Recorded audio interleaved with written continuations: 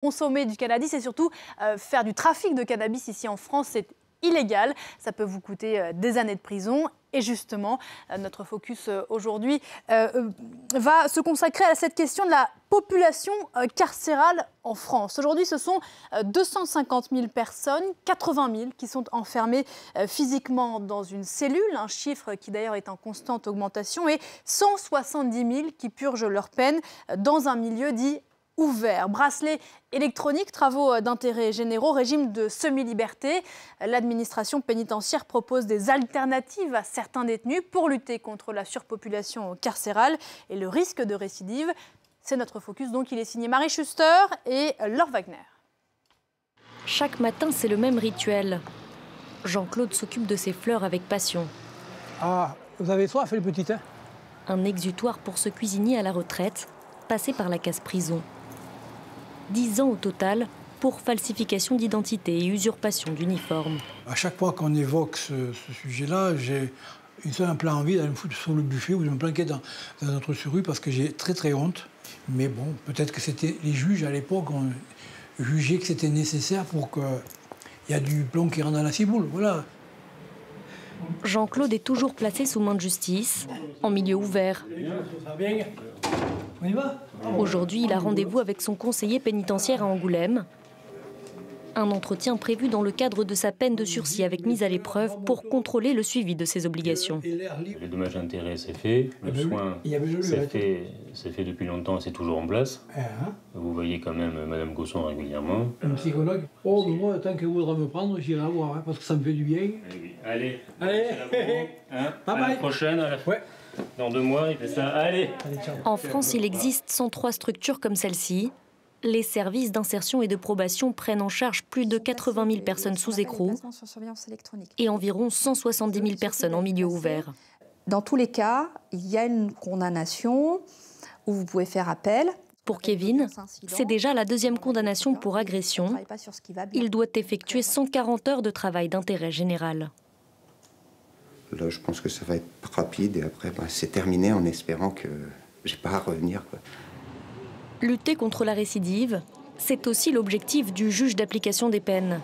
Maillon essentiel de la chaîne judiciaire, il a le pouvoir d'aménager certaines peines avant ou pendant leur exécution. Des décisions prises au cas par cas. Le nombre de peines fermes augmente et c'est révélateur du fait que les juges en correctionnel n'ont pas suffisamment d'éléments pour individualiser la peine. Ils sont en demande d'éléments sur la situation personnelle, familiale, le logement, l'emploi, en tout cas d'éléments vérifiés pour pouvoir prononcer d'autres peines que la prison. Sullivan travaille dans une enseigne de restauration rapide, un CDI qui lui a permis d'échapper à la détention. Condamné à 8 mois pour vol et violence, il fait partie des quelques 10 000 personnes placées sous surveillance électronique en France. Un bracelet et un matricule, lourd à porter au quotidien. C'est quand même un boulet, entre guillemets, qu'on a. Ça a été compliqué au début en vie de couple parce que, il a fallu s'y habituer. Après, on s'y fait. J'en ai beaucoup parlé avec ma compagne, donc on savait à quoi s'attendre, quoi. Elle l'a accepté tout de suite? Non, ça a été dur au début. Ça a été quand même assez dur parce que pour elle, c'était elle aussi qui subissait mes bêtises à moi, quoi. Mais l'aménagement n'est pas automatique. Nicolas ne s'est jamais présenté au tribunal. Alors il a été envoyé en prison pour 4 mois. J'ai été incarcéré d'une histoire il y a 2 ans. Accident sans permis. C'est ma première condamnation. Au bout d'1 mois et demi, il a demandé une libération sous contrainte.